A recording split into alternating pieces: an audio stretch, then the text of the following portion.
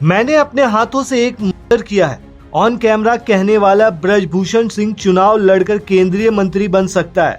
Bomb blast की आरोपी साध्वी प्रज्ञा सांसद बन सकती है। 104 मुकदमे वाला टी राजा सिंह विधायक बन सकता है। लेकिन सुप्रीम कोर्ट के हिसाब से यूएपीए के तहत जेल में बंदी ताहिर हुसैन चुनाव नहीं लड़ सकता है। क्यों? क्योंकि उसे एआईएमआईएम से टिकट दिया गया है या उसका नाम ताहिर हुसैन है, इसलिए चुनाव लड़ने के लायक नहीं है। दरअसल दिल्ली चुनाव में ओवैसी के कैंडिडेट ताहिर हुसैन के चुनाव लड़ने पर सुप्रीम कोर्ट ने सख्त टिप्पणी की है, जिसके बाद सोशल मीडिया पर जमकर बवाल मचा हुआ है। सुप्रीम कोर्ट की टिप्पणी पर क्या कुछ असर पड़ने वाला है दिल्ली के चुनाव पर, और आखिर सुप्रीम कोर्ट ने ऐसी बात क्यों कही? इससे पहले भी कई ऐसे मामले रहे हैं, लेकिन ताहिर हुसैन की उम्मीदवारी पर टिप्पणी क्यों, और क्या ताहिर हुसैन चुनाव हार जाएंगे? चलिए समझते हैं पूरी कहानी इस वीडियो में। दरअसल दिल्ली दंगों के आरोपी ताहिर हुसैन की जमानत याचिका पर सुप्रीम कोर्ट ने कहा है कि जेल में बंद सभी लोगों को चुनाव लड़ने से रोका जाना चाहिए। जस्टिस पंकज मित्तल और जस्टिस एहसानुद्दीन अमानुल्लाह की बेंच के सामने सोमवार को केस लिस्ट था, लेकिन सुनवाई हो नहीं सकी। ताहिर की ओर से पेश सीनियर एडवोकेट सिद्धार्थ अग्रवाल ने मंगलवार को सुनवाई करने का अनुरोध किया। इस पर जस्टिस मित्तल ने कहा कि अब तो जेल में बैठकर चुनाव लड़ते हैं, जेल में बैठकर चुनाव जीतना आसान है, इन सभी को चुनाव लड़ने से रोका जाना चाहिए। जैसे ही सुप्रीम कोर्ट की ये टिप्पणी सामने आई, सोशल मीडिया पर जमकर बवाल मच गया। एक एक्स यूजर लिखते हैं कि रमेश बिधूड़ी का जिक्र भी होना चाहिए।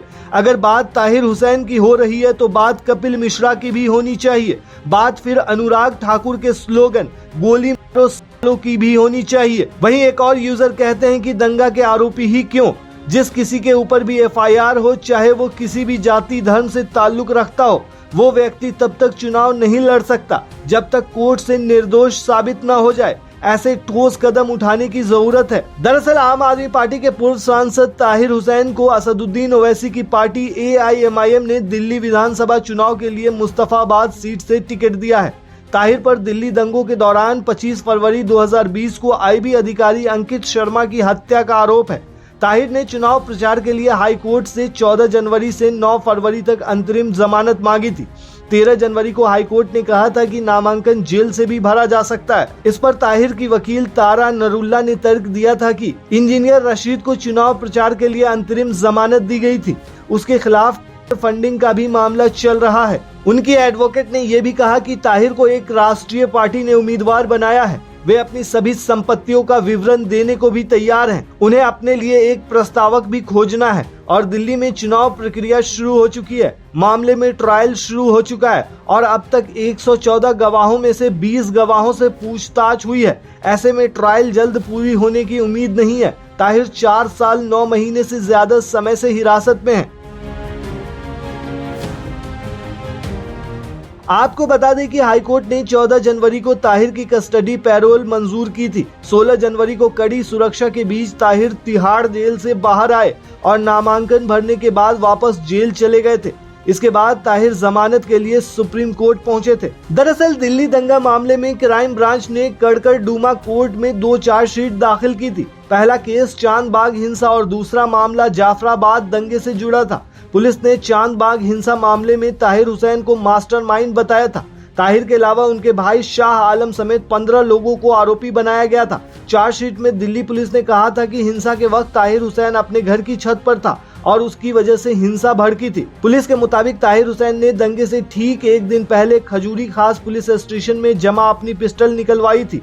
जांच के दौरान पुलिस ने पिस्टल जब्त कर ली थी। फिलहाल दिल्ली चुनाव में असदुद्दीन ओवैसी के कैंडिडेट ताहिर हुसैन को लेकर मामला काफी गरमाया हुआ है। वहीं आपको बता दें कि ओवैसी की पार्टी एआईएमआईएम ने इस बार दिल्ली में अब तक अपने 2 कैंडिडेट उतारे हैं। फिलहाल मुस्तफाबाद विधानसभा सीट आम आदमी पार्टी के कब्जे में है। 2020 के चुनाव में कुल 15 उम्मीदवारों ने यहां से चुनाव लड़ा था, लेकिन मुख्य मुकाबला आम आदमी पार्टी के हाजी यूनुस और बीजेपी के जगदीश प्रधान के बीच था। हाजी यूनुस ने बीजेपी के जगदीश प्रधान को 20,000 के वोटों के अंतर से हराया था। हाजी यूनुस को लगभग 1 लाख वोट मिले थे, जबकि जगदीश प्रधान को 78,000 वोट प्राप्त हुए थे। दिलचस्प बात यह है कि 2008 में कांग्रेस के हसन अहमद ने यहां जीत हासिल की थी और उन्होंने बीजेपी के योगेंद्र कुमार शर्मा को महज 900 वोटों के अंतर से हराया था।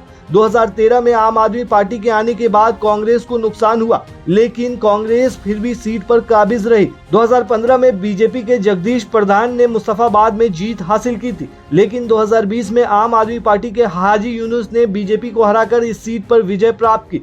फिलहाल एआईएमआईएम के कैंडिडेट के आने के बाद इस सीट पर बीजेपी के जीतने के चांसेस ज्यादा बताए जा रहे हैं। आपको क्या लगता है दोस्तों, इस सीट पर किसकी जीत होगी? आप हमें कमेंट में जरूर बताएं।